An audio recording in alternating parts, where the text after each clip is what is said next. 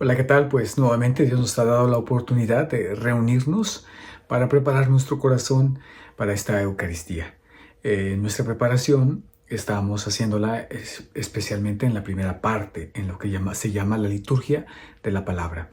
En algún otro momento me encantaría ayudarles a preparar para la liturgia de la Eucaristía, es decir, la segunda parte, cuando nos ponemos de pie y se recita y después de recitar el credo y hacer las peticiones, inicia este momento de la colecta y comienza todo el momento de la adoración. De hecho, estoy trabajando en mi trabajo final, en mi tesis, estoy trabajando esta parte donde el Papa en su carta apostólica Desiderio Desideravi nos invita a nosotros los sacerdotes, a los pastores, a llevarlos a los bautizados de la mano a este gran misterio que es la Eucaristía.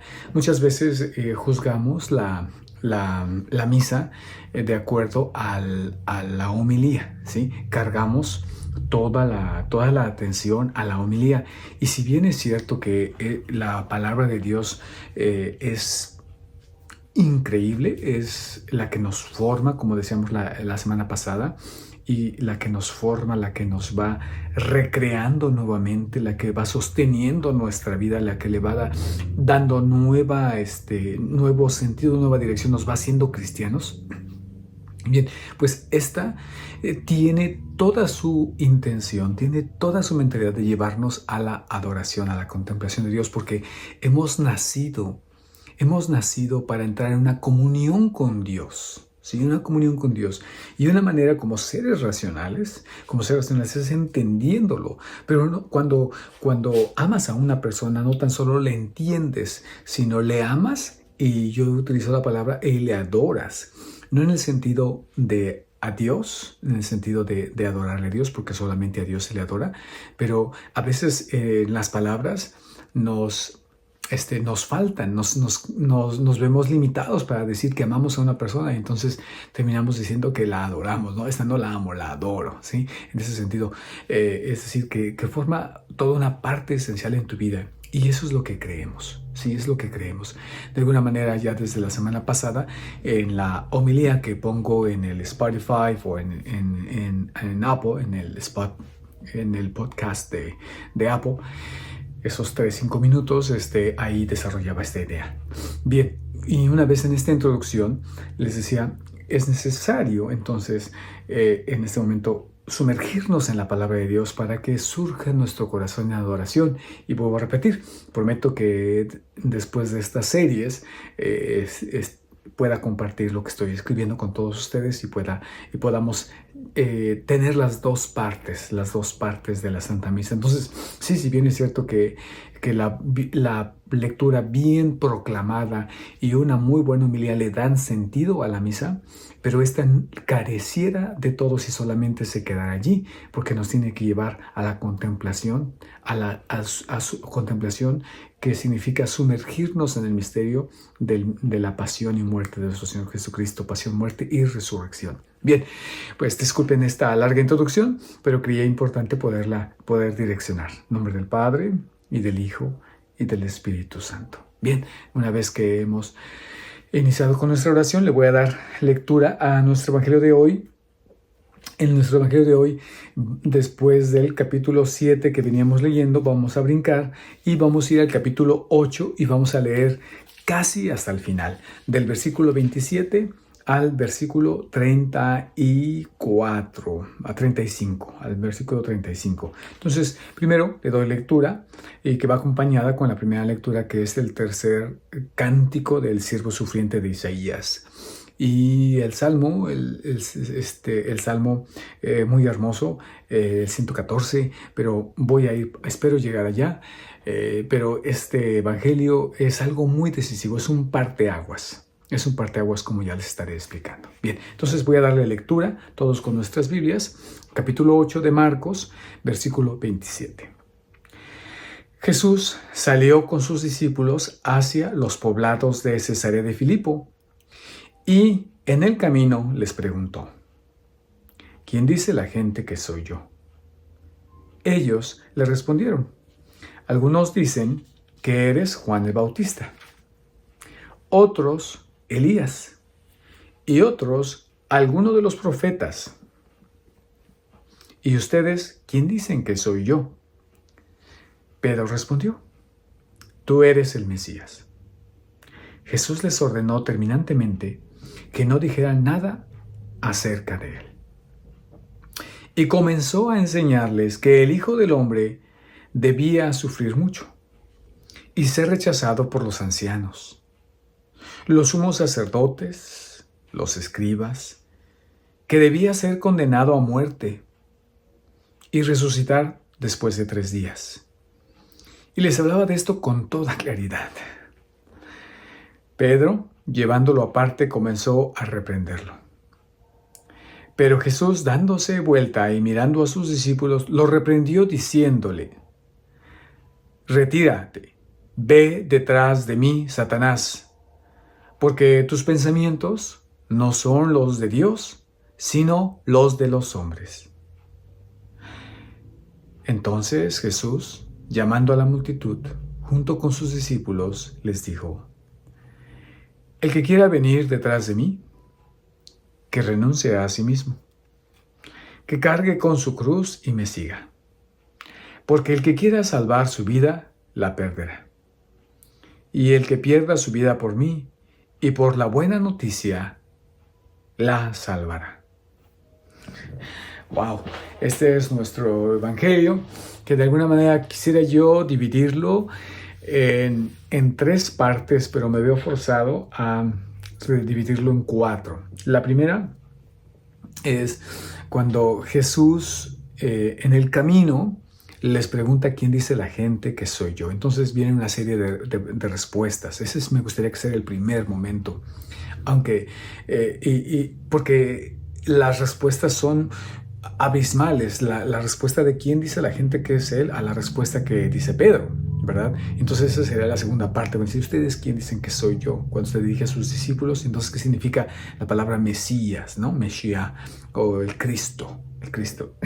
Después la tercera parte, cuando Pedro trata de este encuentro, cuando Pedro se lo vuelve también llevar un poquito fuera, como Jesús hace, lo saca, lo lleva aparte y lo reprende, y Jesús lo reprende y dice el Evangelio que lo reprende en frente de los discípulos. Y después, la última parte, la cuarta, donde llama a la multitud, a la gente, dice aquí, entonces llamando a la multitud, les dice las condiciones de seguir a Jesús. Y lo dice de una manera, el que quiera venir detrás de mí, ¿sí? Y eso es lo que le dice a Pedro.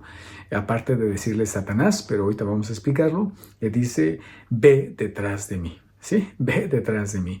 En un momento, en mucho tiempo, lo traducimos en español como apártate de mí, Satanás, el cual quería hablar de que era una piedra, un obstáculo, pero Jesús no solamente lo rechaza, ¿verdad? No solamente lo hace a un lado, sino le dice que se aparte, pero que su lugar es que seguirlo. Ve. Sí, le dice, retírate, ¿sí? O sea, hazte a un lado. No solamente es apártate de mí, Satanás, sino retírate y ve detrás de mí, Satán, ¿sí? Satanás le llama de esa manera. Bien, entonces, en esos 4 momentos, entonces vamos por el primer momento, pero este primer momento es muy importante, porque me gustaría regresar. Por eso cuando estaba leyendo el Evangelio me sonreía un poco, porque decir, esto está un poquito complicado, pero poderlo explicar. Y tenemos que regresar un poquitito al versículo 22. Muy rápido, no lo voy a leer, simplemente que ustedes en sus Biblias puedan acercarse. Y dice ahí que cuando llegaron a Betsaida, ¿sí? Entonces, habla un momento de Betsaida cuando cura a un ciego. Le traen a un ciego y le impone las manos, y Jesús le preguntó, ¿ves algo? Y entonces el ciego, que comenzó a ver, dice, veo hombres, pero como si fueran árboles que caminan. Entonces nuevamente le pone nuevamente las manos Jesús y entonces comienza a ver claramente. Este es muy interesante, estas dos cosas que pasan esto, y por eso creo que es importante decirlo. Porque en primer lugar tenemos que ubicar en dónde está Betsaida, que está al norte un poquito del lago de Galilea, y a dónde está Cesarea de Filipo. Sí, entonces Cesarea de Filipo, que está hasta muy, muy, muy al norte. Si aquí está, digamos, aquí está el lago y aquí está Betsaida, Cesarea de Filipo está todo al norte, mucho más arriba. Así por allá en coordinación del norte con Sidón. En fin, es decir, que Jesús mismo, como vemos aquí, toma al ciego, dice, y lo condujo a afueras del pueblo. Entonces, eso es lo que está haciendo Jesús. Jesús está tomando a sus discípulos, igual que al ciego, a las afueras del pueblo, ¿sí? Está llevándolo a las afueras del pueblo. Ahí es algo muy importante, como también lo vimos la semana pasada cuando curó al sordomudo. Lo lleva a las afueras. Entonces vemos cómo Jesús no tan solo ese gesto lo hace con las personas que cura, sino también con sus discípulos, que va a haber una sanación. Sí, que va a haber algo muy importante, que va a suceder algo importante, y es importante no tan solo que esté fuera de las demás personas para que no lo malinterpreten porque les va a decir que lo callen, sino también para que lo puedan asimilar, que lo puedan meditar de una manera más profunda. Y entonces vemos ahí cómo Pedro comienza a ver y dice, eres el Mesías, ¿sí? Pero no alcanza a ver totalmente la visión del Mesías. La visión del Mesías es totalmente diferente a la que Pedro está imaginando, y vamos a ir para allá. Entonces solamente quería poner eso como introducción de que se debe de entender esta curación del ciego en dos momentos, como la vida de los discípulos que nos va curando, que vamos entendiendo en el camino, vamos siguiendo a Jesús, pero lo vamos entendiendo y vamos aprendiendo a mirar de una manera diferente. No se mira a la primera, y no es porque Dios no tenga esa facultad, sino porque nosotros los seres humanos tenemos muchas dificultades para entender el camino de Dios, y vamos a verlo. Entonces, después de haber hecho eso, entonces viene, y solamente un comentario sencillo para decir, Cesarea de Filipo, ya les dije dónde está, en el norte. Y salió Jesús con sus discípulos hacia los poblados de Cesarea de Filipo, y en el camino les preguntó. Entonces, Cesarea de Filipo es un lugar muy importante por dos cosas. En primer lugar, porque su geografía es muy rocosa, ¿sí? Y ahí en ese lugar, Filipo, el rey Filipo, ha dedicado esa ciudad a César Augusto, ¿sí? A César Augusto. Pero él es el rey, entonces le ha puesto los dos nombres, César, Filipo, ¿sí? Cesarea de Filipo, ¿sí? Entonces ese lugar contiene el nombre. Entonces eso es por algo muy importante en primer lugar. Y el segundo lugar que es importante este lugar, porque allí está un templo dedicado a la nueva deidad. Recuerden que los griegos y los romanos les encantaba pues tener muchos dioses, ¿no? En esta búsqueda de Dios, pero también de alguna manera cuando una religión, cuando una fe tiene que ser purificada, solamente Cristo es quien nos purifica nuestra fe. Por eso suele decir, sin Cristo no hay salvación en ese sentido. Y entonces, la nueva deidad, ¿quién es? Es el emperador, es el César, es César Augusto, sí, es el Filipo, el que es nuevo emperador. Entonces, nos damos cuenta que hay un templo dedicado al emperador, que es el Dios, ¿sí? Que es Dios también y quiere ser venerado como Dios. Entonces Jesús va a ese lugar y me da risa porque muchas veces vemos a Jesús y lo creemos así como, ay, bien lindo, ¿no? Y pues sí, yo creo que sí, pero con los rasgos de nuestra madre, con los genes de nuestra madre, pero como muy dócil, como muy, muy gentle, ¿no? Como muy caballeroso, como muy...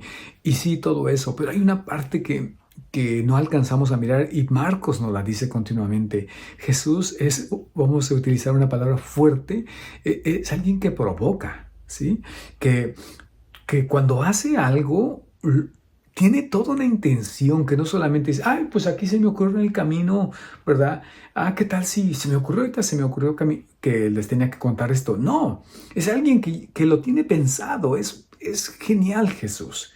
Sí, es esta persona divina que camina en esta naturaleza humana y a veces se nos olvida, es tan humano que se nos olvida que es Dios. Y entonces Él, cada movimiento, cada curación nos está dando un símbolo, nos está diciendo algo de lo que nos trae. Entonces los lleva a ese lugar, aparte de que los separa, ¿verdad? Y entonces ahí dice, ¿quién dice la gente que soy yo? Y nuevamente, con esto que va a contestar los discípulos, reafirmo lo que he dicho. Y ellos respondieron, algunos dicen que Juan el Bautista. Bueno, ¿quién es Juan el Bautista?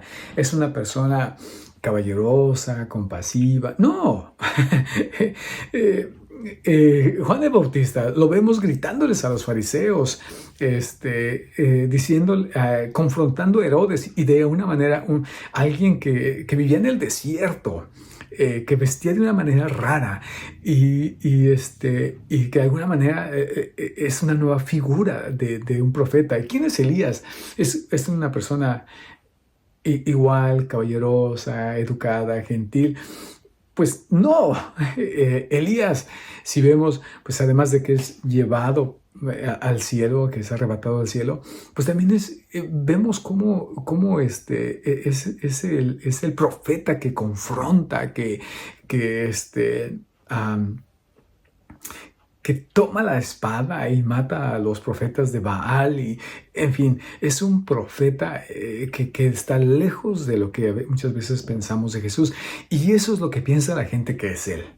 Entonces, si bien es cierto que la figura de Jesús es muy hermosa y muy llamativa, también tiene algo, voy a utilizar una palabra fuerte, pero espero que se entienda como de salvaje, como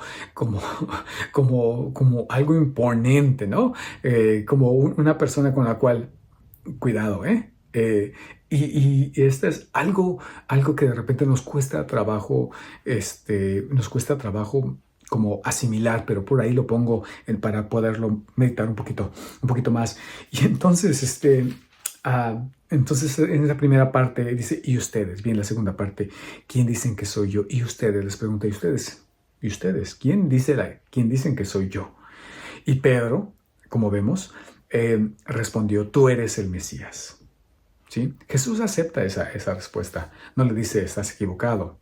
Nomás le dice, ya escucharon, y les ordena terminantemente que no se lo dijeran a nada a él. Y aquí hay algo bien importante, porque atrás en el capítulo 4, si recuerdan que fue uno de los evangelios que leímos, en el capítulo 4, cuando está la tempestad, de los versículos 35 al 41, termina en el versículo 41 preguntándose a los discípulos cuando Jesús va durmiendo y le dicen a Jesús, Maestro, ¿no te importa que nos ahoguemos?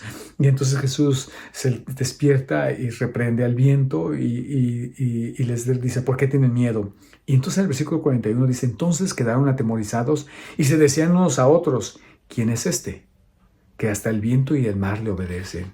¿Quién es este? Y entonces aquí en el capítulo 8, vemos que los discípulos ya saben quién es. Ya nos están preguntando. Ya Pedro, ya en estos, lo que han visto que Jesús ha hecho en este capítulo 5, 6 y 7, y a principios del 8 se dan cuenta que Él es el Mesías. Pero hay algo raro en el Mesías. Pero aquí es importante. ¿Por qué la multitud no dice que es el Mesías? Porque el Mesías, de acuerdo a la expectativa de la gente, tiene que tener al menos 4 características. Me gusta mucho con este teólogo, N.T. Wright, me gusta mucho que él es, incluso aunque él es anglicano, los teólogos católicos lo reconocen que esta aproximación de toda la historia de Israel es muy acertada, que él de alguna manera la sintetiza y nos las presenta. Entonces muchos de los teólogos citan a él como este gran hallazgo, ¿no? Entonces el Mesías, ¿quién es? En primer lugar, el Mesías es el que eh, tendrá algo que ver con el templo, ¿sí? Lo reconstruirá, lo limpiará y es alguien que tiene autoridad con el templo, es un sacerdote que solamente tiene que ver algo con él y que va a restaurar, de alguna manera va a restaurar el templo. Segundo, y ahí Jesús no se ve en señas de que está restaurando el templo. Segundo, que va a ir en contra de sus enemigos, que los va a defeat, ¿no? Que va a vencer a sus enemigos, como al Imperio Romano, que los va a vencer. Pues no se ve que esté formando un grupo militar, no se ve.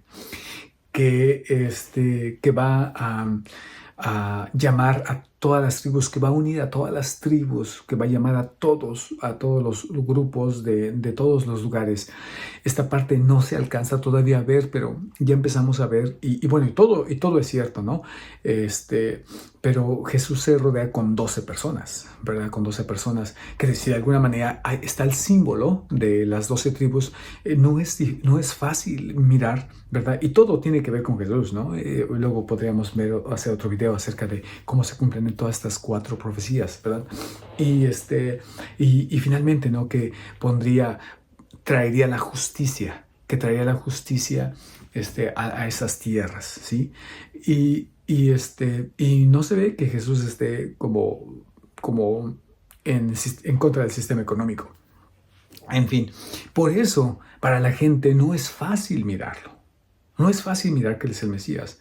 Se necesita de alguna manera, como Pedro, que empieza a ver, pero ve a las personas como árboles. No se da cuenta lo que significa la nueva manera de ser Mesías. ¿Sí? Porque ¿quiénes son los enemigos? Son los paganos, pero Jesús está trayendo un mensaje para los paganos. Como hemos visto que ha curado a diferentes personas y fuera del lugares santos de Jerusalén, como ahorita en este lugar estamos. Entonces es difícil mirarlo, pero Pedro empieza a mirar y entonces dice: sí te veo, reconozco que tú eres el Mesías, y esto es algo increíble, por eso Jesús le dice: cállate. Le dice a todos: no cuenten. Entonces es la segunda parte, ¿verdad?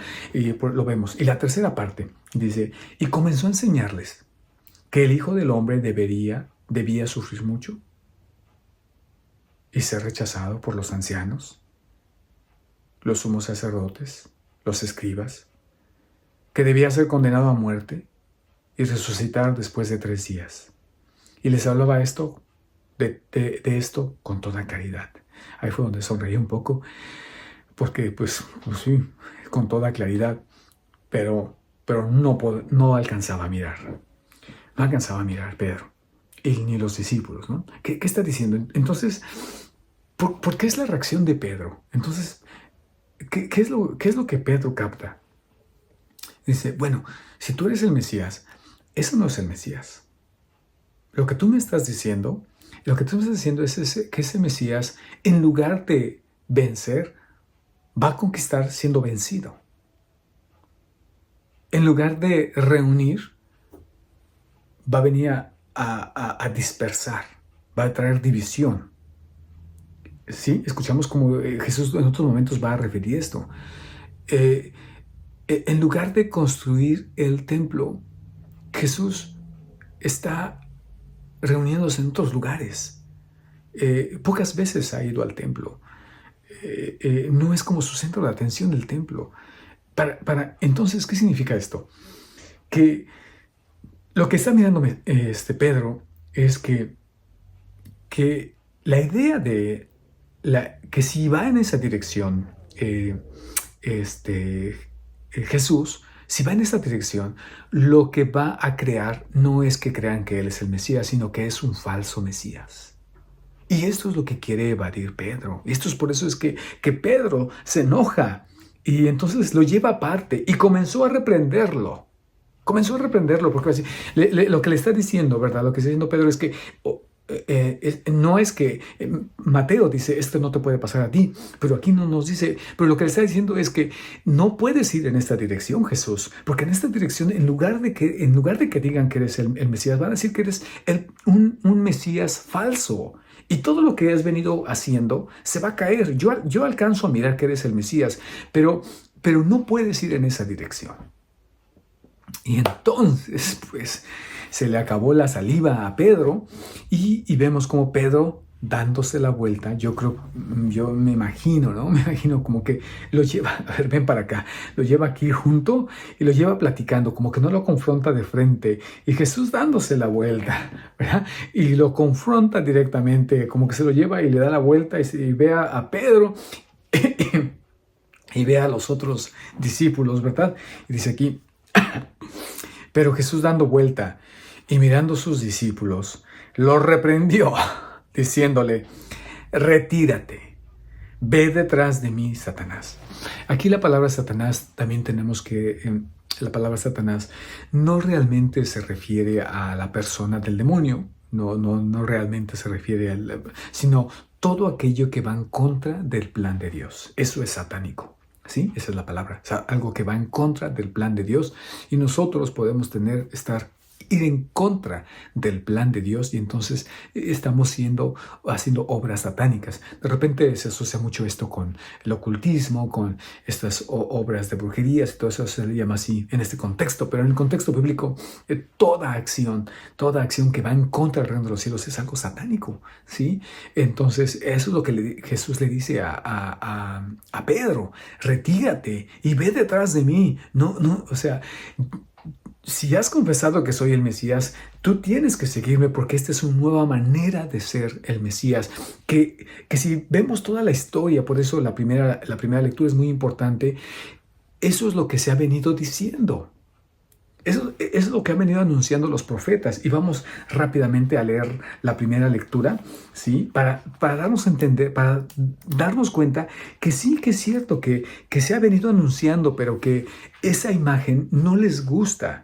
Esa imagen, y vamos a decir, no nos gusta. Y nuestra lectura va a ser del tercer poema del siervo sufriente del Señor, y es en el capítulo 50, versículo 5, y dice del 5 al 9.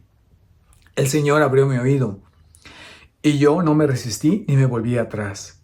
Ofrecí mi espalda a los que me golpeaban, y mis mejillas a los que me arrancaban la barba. No retiré mi rostro cuando me ultrajaban y escupían. Pero el Señor viene en mi ayuda, por eso no quedé confundido. Por eso endurecí mi rostro como el pedernal, y sé muy bien que no seré defraudado. Está cerca el que me hace justicia. ¿Quién me va a procesar? Comparezcamos todos juntos. ¿Quién será mi adversario en el juicio? Que se acerque hasta mí. Si el Señor viene en mi ayuda, ¿quién me va a condenar? Todos ellos se gastarán como un vestido, se los comerá la polilla.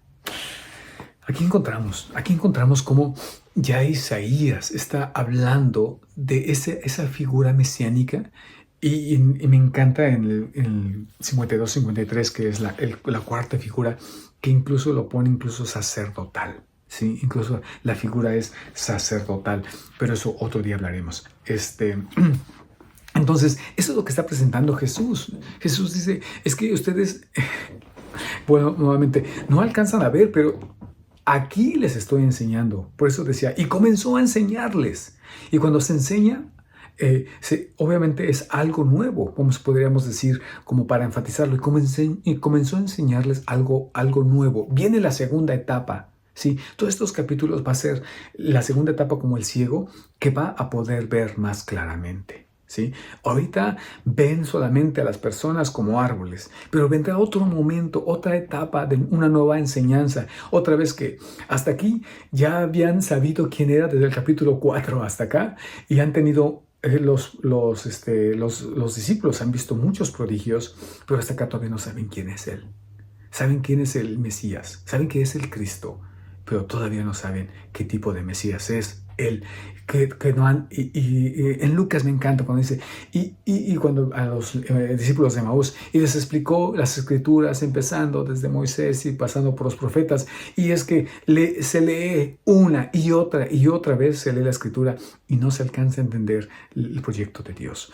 Y entonces aquí una manera, quisiera ya ir terminando, veo que casi estamos cerca de la media hora, dice, entonces Jesús, llamando a la multitud junto con sus discípulos, les dijo, el que quiera venir detrás de mí, que renuncie a sí mismo que cargue con su cruz y me siga. Una condición esencial, una condición esencial.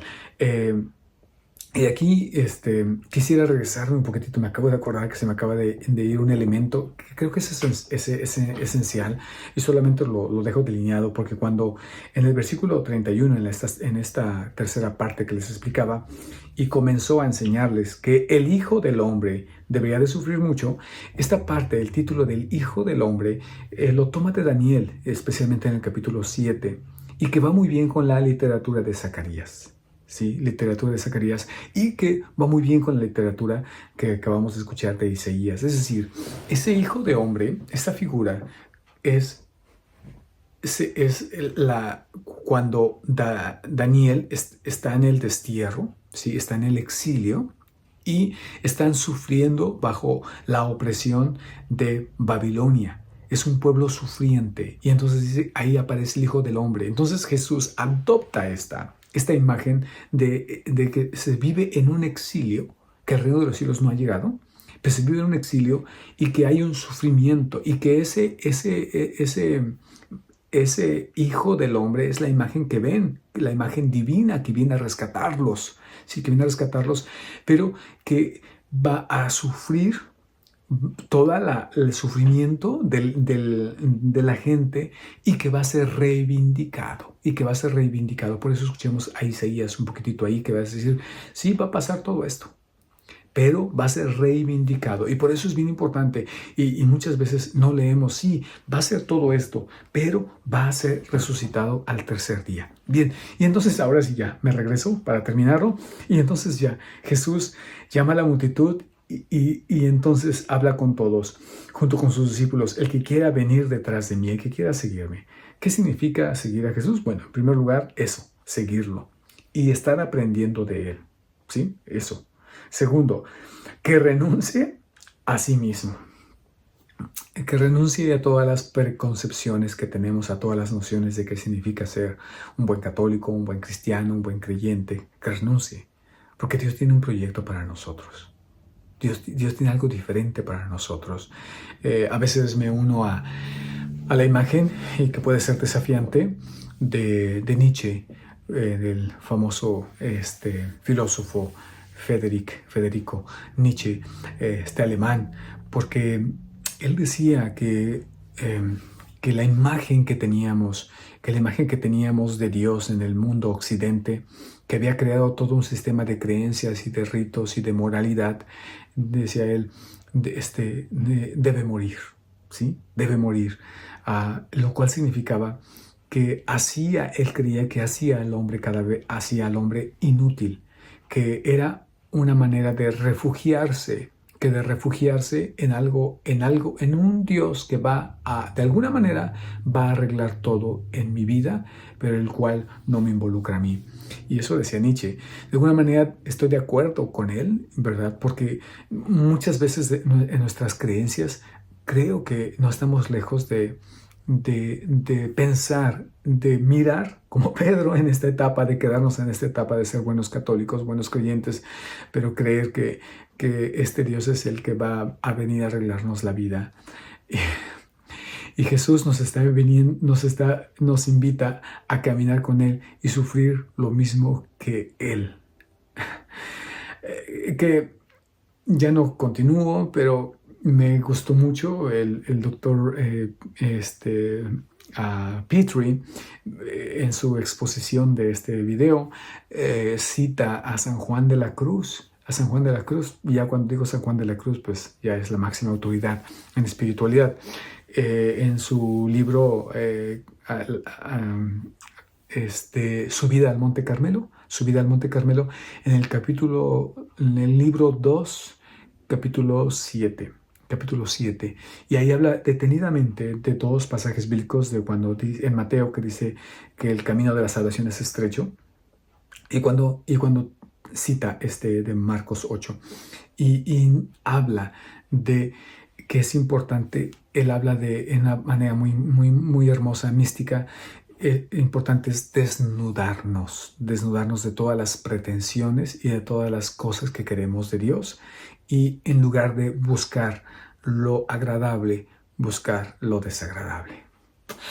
Vamos a tener más tiempo, no se me desanimen, vamos a tener más tiempo. Por esto, y quiero dejarlo así, y quisiera dejarlos, ojalá que se sintieran como en shock, ¿verdad? Como, ¿qué estás diciendo? En ese sentido, porque así dejó a Pedro y así dejó a todos los discípulos, pero si seguimos caminando, vamos a ver cómo este es un plan, este es un evangelio. Este es un evangelio y por eso al final va a decir, y el que pierda su vida por mí y por la buena nueva, por el evangelio, que así significa, eso es lo que él dice en el griego, por el evangelium se salvará. ¿Sí? Que vamos a ver qué significa ese muriendo, se resucita, qué significa ese perdiendo, se gana.